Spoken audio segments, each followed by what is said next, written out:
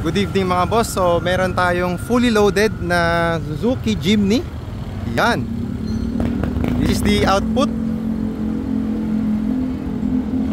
Super white yan lahat mga boss. So we have here the floodlights. Yan. With bracket. Tapos headlights of course.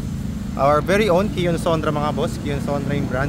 Tapos by LED 3.0 with high beam feature din siya. So pakita ko sa inyo mga boss yung feature niya na high beam.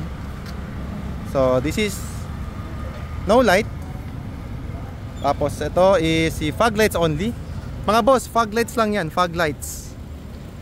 Fog lights with park lights ha, park lights. Tapos this one is Kion Sondra. Yan, tapos ito yung high beam.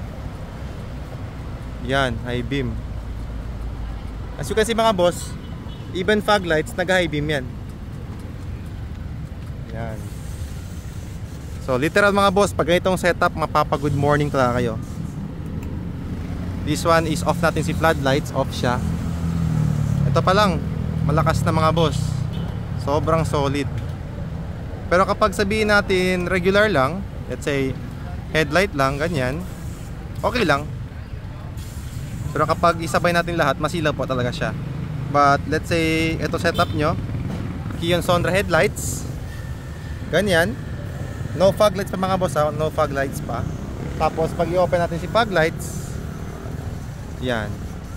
So even fog lights lang mga boss, with this fully loaded setup, kayang-kaya na yan mga boss. Kayang-kaya nyo mag-travel. Solid white line, ang ganda ng cut-off nya. Yung. So for more inquiries mga boss, visit our shop kung gusto nyo po ng ganitong klaseng setup. Top of the line setup mga boss. So yun lang mga boss, peace.